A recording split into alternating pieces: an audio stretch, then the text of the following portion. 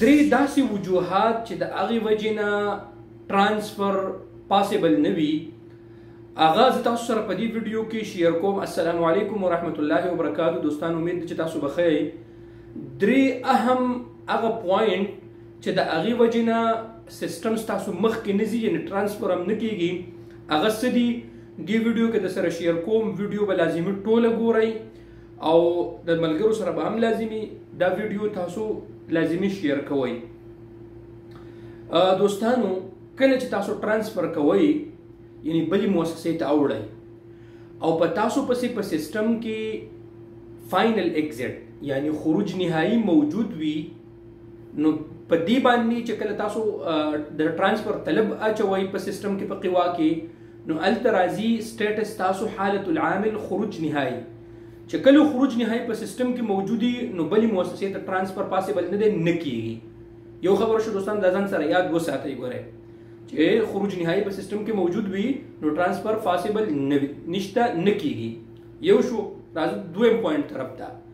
که تاسو ملګرو د دویم پوینټ د شروع کېدو نه مخکې که تاسو په یوټیوب فیسبوک دواړو باندې نوي یئ نو اکاونټ سره فالو کړئ او سبسکرایب سره یوټیوب چینل هم کړئ. ښه اوس چې کله تاسو د ټرانسفر دپاره طلب اچوئ او مخکې ستاسو طلب نه ځي دویمه هغه څه وجه ده چې نه کېږي چې کله تاسو پسې په سیسټم کې موقوف عن العمل دا وي نو ستاسو سټیټس به هلته راځي حالت العامل موقوف عن العمل نو په دې باندې هم ستاسو ټرانسفر ممکن نشته نه دی نه کېږي یعنی دا به ختمې د هغې نه پس به بیا ستا ټرانسفر کېږي. په دې باندې به زه انشاءالله ځان له ویډیو جوړه کړم چې موقوف عن العمل څنګه ریموف کېږي. دو پوینټ شو دوستانو.